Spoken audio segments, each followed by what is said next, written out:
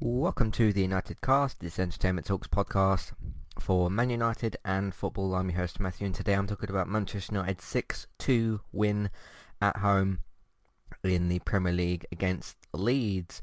Brilliant performance today. I think there is some negatives to take from this, but there's a lot more positives to take from this game. I think the overall performance was good. I think the lack of fear that we showed in this game was good. I think Ollie's decisions in this game were quite good, apart from a couple of things. But for the most part, the team selection was great. I think the subs were made relatively on time. There was at least one sub made in the 60th minute, which is not very Ollie-like. He likes to make his subs in the 80th or 90th minute. But some early subs, some good goals, some passion shown today. Just some generally really good football. The one thing I'll say kind of against the good football is Leeds did give us a lot of space today, but that still does mean you have to take advantage of it. You have to hit your shots on target and all that kind of thing. I think this is a good step in the right direction for Manchester United. I think that they're still, I've talked about some of the positives already. A great performance. We did score 6 goals. That's really good. It was sort of one of them games where once we got going, which was from like the first 2 minutes, we didn't stop, really. There was a few parts in the second half where we sort of calmed things down a little bit. Did still miss a couple of chances. This game could have been like 10-5 or 6-2 or not 6-2, 8-5 or because Leeds still had a bunch of chances. They could have scored probably 3 more. We could have scored probably 3 or 4 more. It was one of them games where both sides just had loads and loads of chances, and we just put more away than they did.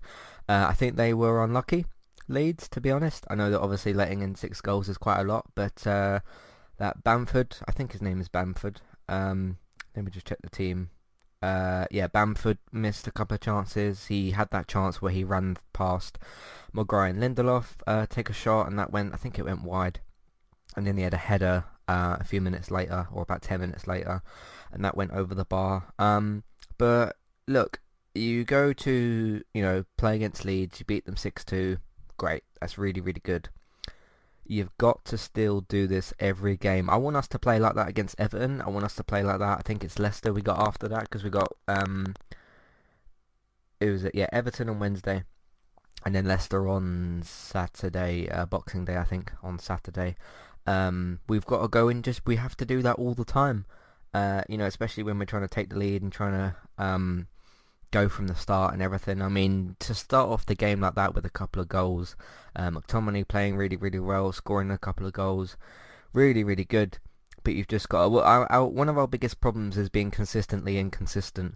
Because if we go to Everton on Wednesday and get beaten like 2-0 and don't play well, you kind of get rid of some of the progress made here. Now that won't make a difference to our Premier League progress, because that's the Carabao Cup quarter-final. But yeah, our biggest problem is being consistently inconsistent, and we have to do this more. And there is some talk at the moment, a lot of people say, okay, could Manchester United win the league? We are playing very well. We haven't lost for at least a little while in the Premier League. Sure, we didn't really show. Do you know what? This sort of reminds me, this was something I was going to say. If you take the Manchester derby that we just saw last weekend, a little bit before that, the 0-0 game. Look at that, right? Both teams a bit scared of each other, sort of really on equal grounds. Both teams really afraid to sort of go for it. Both teams playing very defensively. This Leeds game was sort of like if that was the same case, but both teams actually went for it a lot more. Because Leeds did try. Leeds did get a few shots in there. I'll go to some stats maybe in a little while, but both teams really tried, and it's almost like this should have been what the Manchester derby was. Not necessarily in terms of the same score. I wouldn't expect us to put 6 goals past City, but in terms of the intent, the lack of fear, and just that sort of hunger, you've got to have that if you play for Manchester United. You've got to just try, and we did in this game, and it's great. So Let's talk about the goals themselves. McTominay with the first two, just one after the other, 2-0 up within about 3 minutes. Both very, very good goals, going through on goal, and then the ball sort of dropped to him on both occasions. I think with the second one, he sort of ran through on goal a little bit more. But great finishes. That was a brilliant way to start the game. Leeds giving us a lot of space in their defence. It's sort of like both us and Leeds were pretty bad in defence again. We were slightly better in defence today. But their defence was just so open, and we just took advantage of that. Because as much as our defence has been lacking, our attack hasn't really, apart from maybe the City game. But all those sort of great players that we've got, with like Bruno and Rashford and Martial and some of these other players, we haven't really lacked attacking intent for a while, apart from the City game. But to open the game like that with 2 goals was brilliant. Then you had the Fernandes penalty was the next one. Sorry, not the penalty, the Fernandes goal. Ball just goes to him, and then he hits it in the bottom corner. That was great as well. 3-0 up in 20 minutes, and then I'm just trying to look at the timeline. 2 minutes and 3 minutes for McTominay, then 20 minutes for Fernandes. Then they scored. I think that was the corner. It might have been because they scored from a corner, and then they scored the because the late goal was the shot at the end, wasn't it, that we should have blocked. But yeah, again, conceding goals from corners is not good enough. Because here's the thing with this performance as well. Yes, it's great that we went out and scored 6 goals, but you can't, even when you win really, really well and you score a lot of goals, which was exactly what we did today, you can't just don't worry about those defensive problems, don't worry about the negative mistakes. You still have to look into those, because if you want to get better as a football team, you've got to fix your problems, but then lean into the positive things that you're doing, which is, in this case, in this game, scoring lots of goals and being really lethal in the attack. So yeah, that was another one from the corner. Again, Maguire and Lindelof just, hey, I've gone 7 minutes into the podcast without saying their names. Yeah, just not good enough defensively from either of them again. And they couldn't clear the corner. Then Fernandes had it was the third goal after that, wasn't it? The 37th minute one from Lindelof. I'll give him a little bit more credit in this game because he did score. I'm not going to try and take that away from him. If he's not there, or if he slides and misses the ball, or he hits the post or something, we'd soon be moaning, wouldn't we? So good goal from Lindelof there. Might seem like, what, those I've talked about these chances before. These sort of poacher point blank range goals. They look easy when you score them, but you look really bad when you miss them. And I'll continue to, because it's as simple as that. Sure, they look easy to score when you do, but you look like a really bad footballer when you don't take them. And we'll talk about a particular somebody in a little bit as well that I'm surprised about. But Lindelof scored, and they scored, and then Dan James with a really, really worked goal from McTominay and Dan himself. McTominay did a couple of turns, got a really good pass off. Dan James went past the player. I thought he was about to cut in on his right foot and take a shot, because admittedly that's what I would have done in that situation. But he shows a bit of confidence, goes on his weaker foot, and scores a goal. Good for him as well. He scored recently in the Europa League and the Champions League, but he hasn't scored apparently for a while in the Premier League. But it's really good that he got a goal for himself today. I thought that was great. I thought it was very interesting that him and Rashford throughout this game were just switching wings from the right and the left wing again and again and again. That goes to show our problem. Again, our right winger problem, because both of those players really are left wingers, Dan James and Rashford, but they kept swapping over. It worked, so I don't have a problem with that. It's just that neither of them really are right wingers. They can play there, but you're going to probably get the best out of Rashford and James if they're both on the left. Not together, obviously.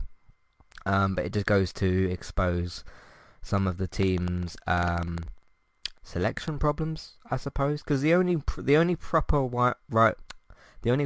right winger that we've got in this team is Jesse Lingard. Because even though Greenwood plays on the right, I think he should play up front. You've got Mata who can play there. He should be at number 10 or in an attacking midfield situation.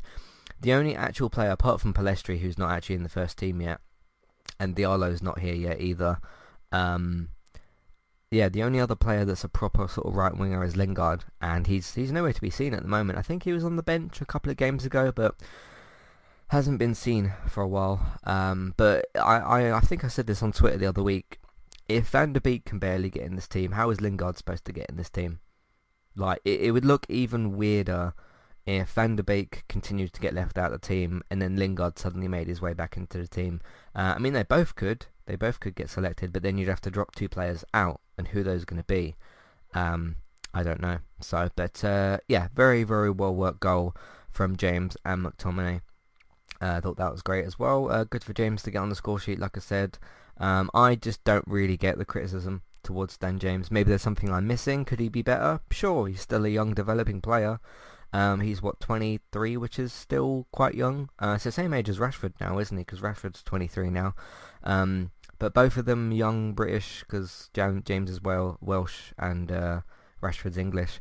Both very good young British prospect sort of players. It's just a shame that Dan can't play for England, but he did score a good goal for Wales back when the international break happened. That's pretty much my thoughts on the performance. It's just interesting because because I didn't really know what to expect because I don't know a lot about Leeds really, because they just got promoted after like quite a while, didn't they? Quite a few years in the Championship and that. And the only thing I was remembering in my head was, I think it was the first game of the season, Liverpool played Leeds, and Liverpool only beat them 4-3.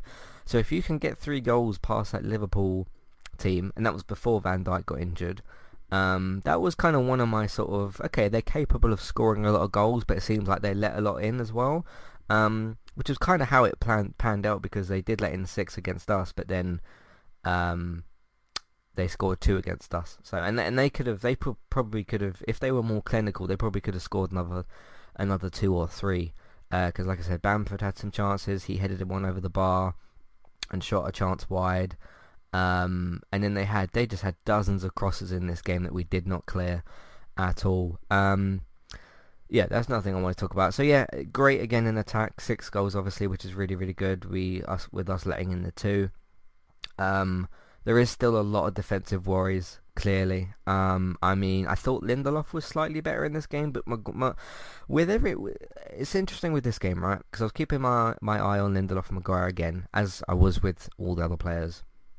And I did think Lindelof was slightly better in this game. There's still a few things that he could have done better and a few mistakes. He did score a goal, which is good. With everybody playing even slightly better in this game, like Fred was good, McTominay was good, the attack was good, De Gea had a blinder of a game, I thought. Wan-Bissaka was better, Shaw was really quite good, Telles was as well when Telles came off. It made Maguire stick out even more, in a way, because the team wasn't playing averagely, they were playing quite well, and Maguire sort of hadn't raised his game. Yeah, he just stuck out even more to me, which is a bit of a shame. Look, I want from Wednesday. If from Wednesday Maguire and Lindelof suddenly form a really great partnership and play really well the rest of the entire season, I'll say so. But they just continue to not do very well, and I'm gonna point it out because it keeps happening all the time. I mean, I was pretty nervous today not quite nervous. I was a little bit nervous when the team sheet came out again. I was expecting Lindelof and Maguire to be named in the team sheet, but and then I thought about, Leeds scored 3 against Liverpool, and that's a pretty hard thing to do, and then my thoughts kind of went from there. So, but overall, really, really good performance. I'm very, very happy. We are 3rd in the league table. We're only a few points behind, I think it's Tottenham in 2nd. Actually, let me check the league table very, very quickly, because hang on a sec. My team, scroll down, Premier League table. Right, we are 3rd. We are on 26 points. We are 1 point behind Leicester. Where's Tottenham gone? They've dropped to 5th, which is weird. Very, very, very close in the table though. Liverpool at the top with 31. Leicester in 2nd with 27. Us, we've played 13, so we have got that game in hand. I think that is the Burnley game that we still haven't played. On 26. Then Everton, 14th. Not 14th. Everton 4th, 14 games played with 26 points. We got 1 better goal difference, which is good. And then Tottenham on 25 points, Southampton on 24 points, Man City on 23 points, Chelsea on 22. That's the top 8, so that's very, very close, like really, really close. I mean, if a few results change, like Chelsea could jump up the table, we could jump up further up the table, we could drop down the table if we start to lose a couple of games. So yeah, that Leicester game on Saturday is going to be pretty huge. Because if we beat them, we could potentially jump to... Actually, we will jump to second and only a few points behind Liverpool, which is amazing. Which is really, really amazing. You think of how bad we started this season. So, yeah, all very, very good. But let's take a quick little break. We'll jump into some housekeeping, and then we'll do the player ratings. See you in a minute. Hi there, and thanks very much for listening. Today I'm here to tell you about our 2 different affiliate links. The first of which is our Amazon affiliate link. That's where you can shop on Amazon. We can get a small cut of what you spend, but it won't cost you anything extra. So whether you're getting a gift for somebody else or treating yourself, or maybe both depending on the occasion, we can get a small cut of what you spend, but it won't cost you extra. You can find the link to our Amazon affiliate link in your show notes. The second affiliate link for today is our Kuala affiliate link. If you want to get started with a website and a domain name of your choice, you can simply sign up with Kuala using the link in the show notes. They also have a live chat support system that's in the bottom right hand corner as well. So if you need help with getting set up, Kuala will be able to help you with that as well. The links for both of these can be found in your show notes for Kuala and the Amazon affiliate link. If you would like to get the ad-free versions of Entertainment Talks podcast and support us along the way, you can simply sign up over on our Patreon page. You can sign up either as a creator or as a patron. There's no difference there for the time being, and you can get your ad-free podcasts over there. It's a great way to support us on Entertainment Talk and to get rid of the ads and get your ad-free podcasts. You can also support Entertainment Talk on Patreon at the $3 level tier. This gets you a chance to request a review from us of your favourite TV show or film, but it's one per month, so one TV show or film review per month. It's up to you which one you want to choose. We will watch a few episodes of the TV show that you choose, or of course if it's a film, we'll just watch that film and we will review that for you on that month. And then when it gets to the next month, you can request a new TV show or a film review of your choice. That's $3 level tier. That does also of course include your ad-free podcasts for the month as well. Thank you very much for listening and enjoy the rest of the show. Alright, recently on Entertainment Talk, we've got another Let's Play Sundays episode. This is for Crash Bandicoot 4 again. Discovering Star Trek Season 3 Episode 10, which is part 2 of the previous week's episode. It was like a double episode, one and then the other episode, but never mind. Season 3 Episode 10. Up to that, we've got 3 episodes left in the season. United cast, obviously for the Sheffield United 3-2 victory was good. Analysing Television Episode 5, talking about the future of BBC, Star, FX and Hulu. They're all sort of could be connected. Some of them are connected together, like with the FX and BBC deal. But there's a lot to discuss there, so that was interesting to do. I received a gift from the set of The Walking Dead World Beyond from somebody that works on the set. So he talks about all that, and I got a letter and some other bits and pieces as well, which is really, really awesome. And me and David discussed all of that experience. Me and Gray a few weeks ago, or last week, talked about the Undoing series finale, did a spoiler-only podcast for that.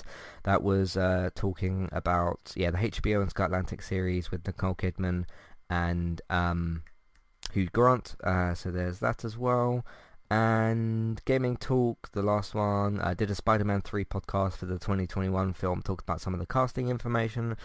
And we did do a gaming episode recently as well. We are doing one. I'm going to record it immediately after this with Robert as well. So look out for that today as well on entertainmenttalk.org. Let's get to player ratings. De Gea, I'm going to give him a 10. Yes, he let in 2 goals, but I think he was let down again from his defence. But I think he made a number of very, very good saves in this game. And again, it's one of them things, like I said with point blank range sort of shots and that. If you miss them, you look bad. If you score them, it looks easy. There's certain goalkeeper saves as well that De Gea's making that look really easy, But if he lets them in, we'll soon be having a moan at him. So you've got to take those. You got to take those easy saves or chances. Not all of the saves are easy that he's making, but I'm just saying in general. You've got to save what you can and score what you can. Is my point. But I'm going to give him a 10. Wan-Bissaka, I will give him a 7. I thought he was good. Still has a lot of positioning problems. Just loves to hug Lindelof or whatever reason he's getting close. It's got to be a tactical thing, because I've noticed that Wan-Bissaka tends to tuck in next to Lindelof and Shaw tends to tuck in next to Maguire. I don't know why they're doing it. I don't know if that is a tactical thing, why that's been asked of them, because when you stop crosses or when you try to block from the other side, if a cross is going to go over the face of the goal or across the face of the goal, you need your right back or your left back in those positions. So it's no use having, whether it's Wan-Bissaka or Shaw, having them tuck in, because that just simply creates more space, which is one of our big defensive problems at the moment. Lindelof, I'm going to give him a 5. I would have given him a 4, but he did score a good goal, or not a good goal. He did score a goal that we'd moan at him if he didn't score it. So I'm going to give him, he scored a goal. I'm going to give him a little bit of extra score. Still just makes me nervous defensively. I did think that he was a bit better today overall. Did stop a couple of crosses, just did a bit more better defending today. So again, give him a 5. Maguire, I'm going to give a 4. I thought he really stuck out today. Not in a good way. Just still with his aerial ability. He did win a few more headers, but he's supposed to be our big imposing captain centre-back, and he just does not do that. And I thought he showed that again today, but he stuck out so much more because everybody else played better. So yeah, I'm going to give him a 4 again. Just don't think he was very good again today, which is a shame. Luke Shaw, I'm going to give him a... What did I give Wan-Bissaka? Because I want to give him the same score. I think I gave him a 7, didn't I? So I'll give Luke Shaw a 7 as well. I thought he was really, really good today. Again, just that I don't know if I can put this on the player, but the whole tucking inside to stand next to the centre back, just get rid of it. Just get rid of it. They're supposed to be our wide defenders, not the ones that tuck inside, because it just creates more space, like I said. But I thought he had a good game. McTominay is my man of the match for today. 2 very good goals, a really good assist for Dan James's goal, and just looked like the player that he can be, basically. I know that he's been a little bit off form the last couple of months or recently, but you can't deny how good he was today. He was exceptional. Won some really good tackles, scored 2 really good goals very, very quickly as well. You could tell the thing I like about this performance from not just Manchester United but from McTominay, I could tell later on in the game, right, when our team was continuing to break forward, even when we'd scored 5 or the 6th goal or whatever,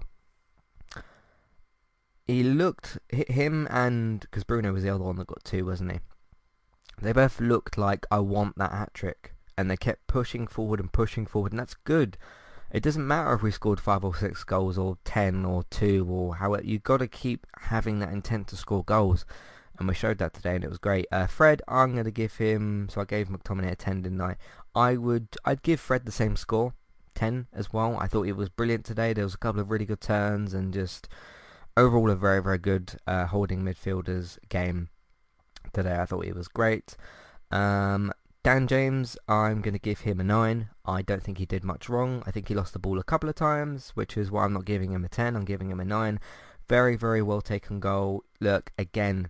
If he misses that shot, we'd be moaning at him. If he scores it, it looks easy. It's sort of a you can't really win situation, because you either score and you look like you've scored an easy goal and you don't quite always get the praise for it, or you miss a shot like that and you look like the worst player in the world in that moment. But very well taken goal, I think. I noticed so many runs that he did off the ball today, which was great. I just sort of, because the players were standing still a little bit, like sort of looking for space or moving around a bit. And he's just, whether he was on the right or the left, you could just see him sprinting forward. Like I could just see this red person almost like sprinting across my screen. I was like, oh, that's Dan James making a run. So lots of those off the ball today, which was great. And you love to see something like that. So I'm going to give him a 9. I thought he was great, and I don't have too many problems. Bruno, I'll give him a 10 as well. Um, do I give him a 10 or do I give him a 9? He did lose the ball a few times today, but Bruno does tend to do that. It's sort of almost part of his game. But 2 good goals. The first, obviously, being sort of the better one. The other one's a penalty.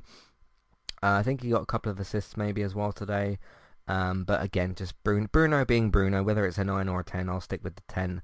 Because why not? And I thought he was brilliant again today. Rashford, a bit surprised by Rashford today. I thought he could have. It was weird because we were sort of 3 or 4-0 up. I was trying to think about who had scored, and then I was like, oh yeah, Rashford hasn't scored. Did have a good few chances today. I noticed with Rashford. Now I don't know if this is his fault or just good defending against him. He sort of gets closer and closer and closer to the edge of the box. He looks for that moment and that bit of space to shoot. And you can see like, oh no, he's not gonna shoot now. Oh no, not right now, because he's being closed down a little bit.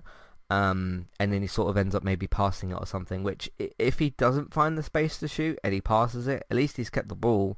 At least he hasn't just blasted it at a defender and lost the ball. But I'll give him a 9 today. I thought he was very, very good. Looked really sharp. Just almost is a bit strange that he didn't score. Martial did miss a couple of those chances I was talking about. He did miss 2 of them today. I know that Dan James did miss the one later on as well. When Cavani had a shot and then the keeper had a shot. Was that just good goalkeeping? I don't know. But again, those sorts of shots you got to put away, because when you miss them, you look terrible. But Martial had a couple of really clear. He's just not a striker, and I mean, myself and many Manchester United fans have been saying that for a while. I think when Cavani came on, didn't we have James on? I think we had James on the right, Martial on the left, and then Cavani up front. That's a much better team selection.